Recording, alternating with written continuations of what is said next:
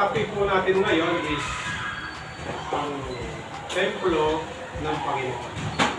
The temple of the Holy Spirit. Amen. Kabasahin ko rito sa talata natin.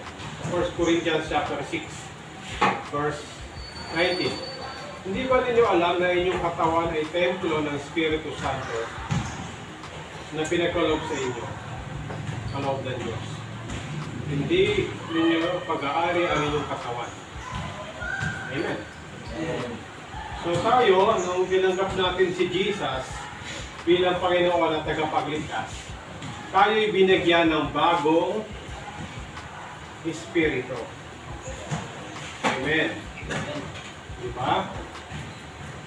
Nung wala pa tayong Espiritu ng Panginoon, ang nasa sa atin ay yung masamang Espiritu na minana natin sa ating mga ninuno na si Eva at si Adan. Alam niyo naman yung kwento ng si Eva at Adan, di ba? Ang tao dati nasa langit. Si Eva at Adan dati kasama ng Diyos na nasa langit. Nakakain sila ng masarap na pagkain at sila ay umiiwas o hindi sila nagkakasala. Kasi sila ay nilikha na kawangis ng Panginoon. Pero nung kinain nila yung prutas na ipinagbabawal ng Panginoon, ano nangyari sa kanila? Naging makasalanan. Ano pa? Ha? Nung kinain nila yung prutas, ano nangyari sa kanila? Naging masama. Nabuksan yung kanilang kaisipan kung ano yung mabuti at masama. Na-realize nila na sila ay nakahubad, kaya nagtago sila sa Panginoon. And then nung nalaman ng Diyos na sila ay sumuway sa pinag-uutos, anong ginawa sa kanila? Mula sa langit, sila ay bumagsak dito sa lupa. Anong nangyari nung dumami yung tao? Dumami rin yung kasalanan. Kaya nung nangyari sa panahon ni Noah, bakit? Kasi yung tao nung sobrang sama. Yung babae, nagiging lalaki. Yung lalaki, nagiging babae. Nagkalat yung mga LGBT, mga bakla, mga tomboy. Dalawa lang ang nilikha ng Diyos na lahi. Babae at saka lalaki. Di ba? Babae lang at saka lalaki. Wala siyang nilikhang bading. Wala siyang nilikhang tomboy. Di ba? Kaya, nung panahon ni Noah, dahil sa ang tao ay napakasama, nalungkot ang Diyos sapagkat nilikha niya yung tao. Dahil sa kasamaan ng tao, hindi sila sumusunod at gusto nilang makisama sa kapwa. Yung lalaki nakikisama sa kapwa lalaki. Yung babae nakikisama sa kapwa babae. So nagkalat yung kasamaan nun. Kaya nung nagalit si Lord, sabi niya kay Noah, Noah, gumawa ka ng malaking barko at isama mo ang iyong pamilya. Sila lamang ang maliligtas at yung mga pares-pares na hayop. Amen. So ano nangyari? Nung pumasok si Noah sa ginawa niyang barko, umulan ng malakas. Bumagyo. Yung mga bukal-bukal dyan, sumibol. Kaya paglipas ng ilang araw, ano nangyari sa lumubog? Naging dagat. Yung pinakamataas na bundok, nalubog ng tubig. Kaya ano nangyari sa mga tao? Namatay. Yung mga tao hindi nakapasok sa daong, silang lahat ay namatay. Sabi ng Biblia, ang kabayaran ng kasalanan ay kamatayan. Ngunit ang kaloob ng Diyos ay buhay na walang hanggan. Hindi hinayaan ng Diyos na ang tao ay mapahamak. Kaya anong ginawa niya? Ipinadala lang kanyang bugtong na anak. Si Jesus. Di ba? Yung banal na spirito bumaba sa tao. Kanino? Sino ba yung ina ni Jesus? Si Mary. Di ba?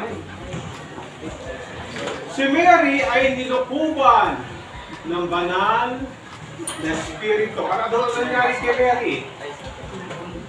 Siya ay nagdalang tao. Amen. Hindi siya sinipingan ng kanyang asawa. Hindi siya ginalaw ng kanyang asawa, kundi siya ay nabuntis sa pamamagitan ng Espiritu Santo. At sino ang sinilang ni Mary? Si Papa G. Si Jesus. Ano ba yung purpose? Anong dahilan kung bakit naparito si Jesus? Para akuin. Tubusin tayo sa ating mga kasalanan. Amen. Amen. So si Jesus ay dumating dito sa lupa sa pamamagitan ng banal na spirito. At yun ang dala-dala sa atin ng Panginoon. Bigyan tayo ng banal na spirito. At yung masamang spirito na nasa atin ay lalayas. Magkakaroon tayo ng bagong espiritu. Kaninong espiritu? Papa G. Espiritu Santo. Holy Spirit. Paano natin makakamtan ng Holy Spirit? Paano natin marireceive ang Holy Spirit? Sa pamamagitan ng pananalig, pananampalataya sa ating Diyos Panginoon. Amen. Ikaw ay ipapanganak na muli. Yan ang tinatawag natin ikalawang kapanganakan. Amen. 2 beses dapat tayo ipanganak. Nung isilang ka sa mundo ito, laking tuwa ng magulang mo. Di ba? So, ibig sabihin, nung sinilang ka sa mundong ito yung kapanganakan natin pisikal. Pisikal. Naging sanggol tayo, naging bata tayo, hanggang sa nakaedad tayo.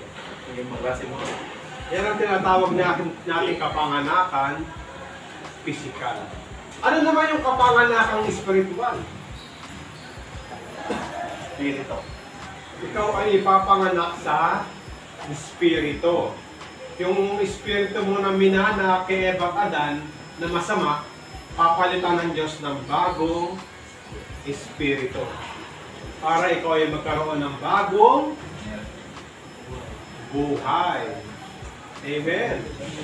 Ang lahat na nakipag-isa kay Kristo ay isa ng bagong nilalang. Wala na yung dating pagkatao, yung masamang ugali, mga hindi magandang gawain. Aalisin ng Panginoon yun, sapagkat ay bibigyan kanya ng bagong espiritu. Amen.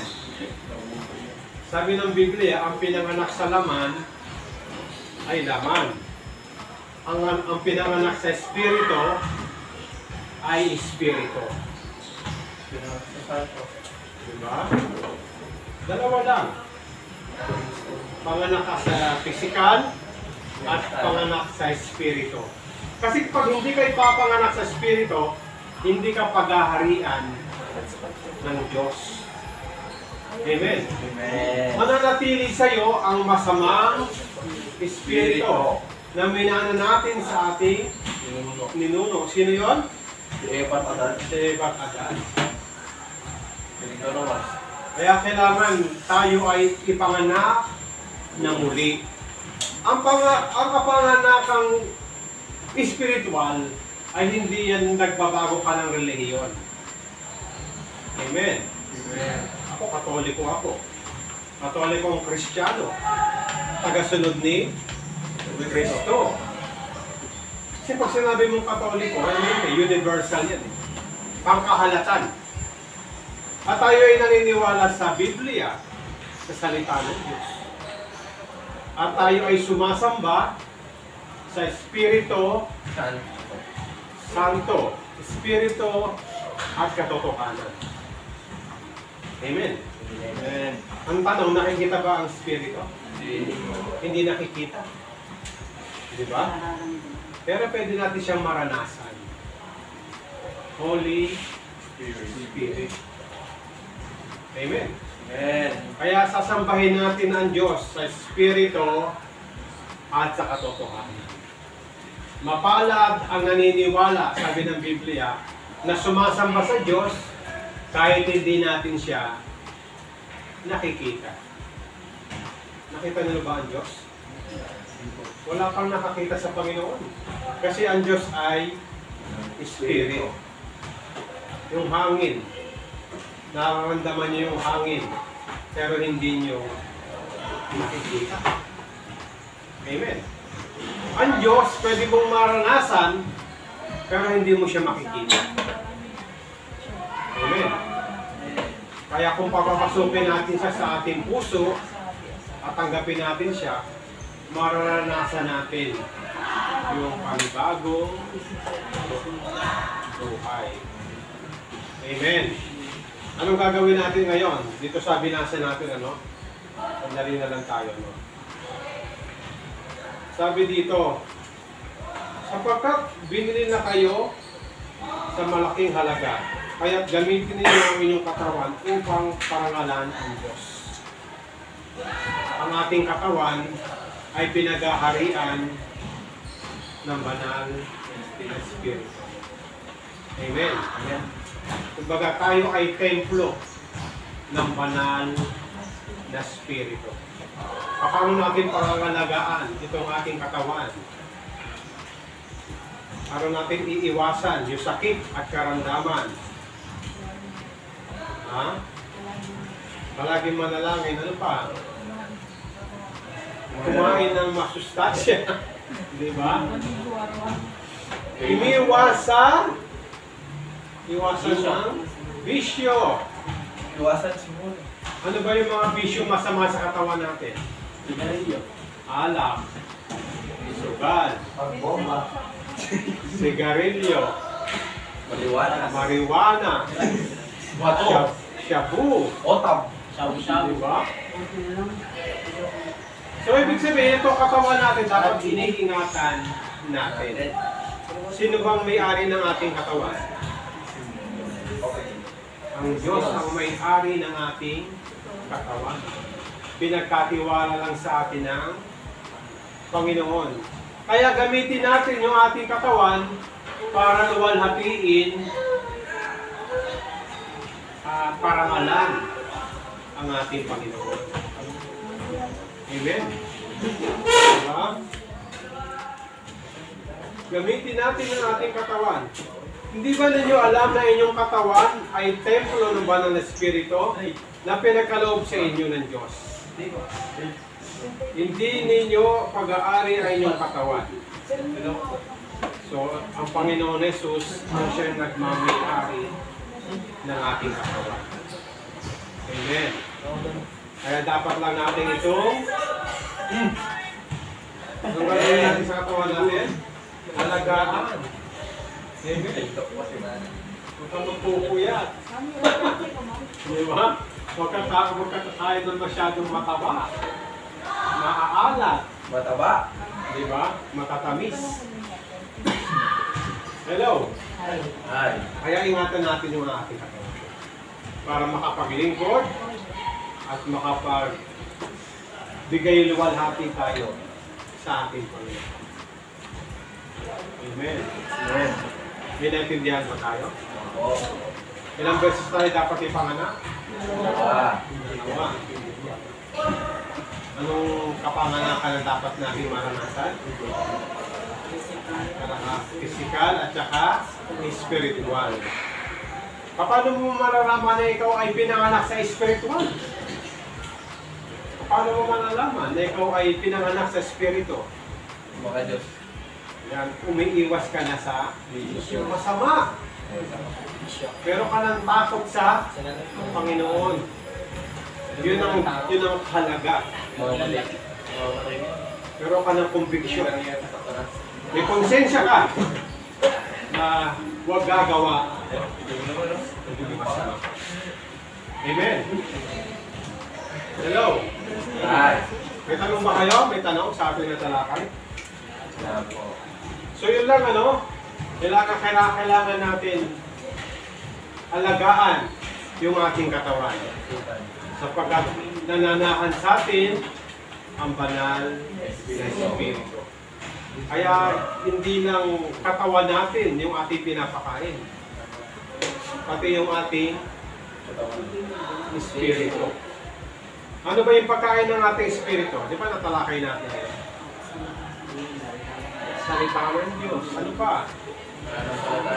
Pananampalataya. Pananalangin. Amen. Para yung Espiritu natin malusog. Hindi lang katawan natin ang pinapakain natin. Yung pakikinig mo ng salita ng Diyos. Sino ang kumakain yan? Ang Espiritu. Amen.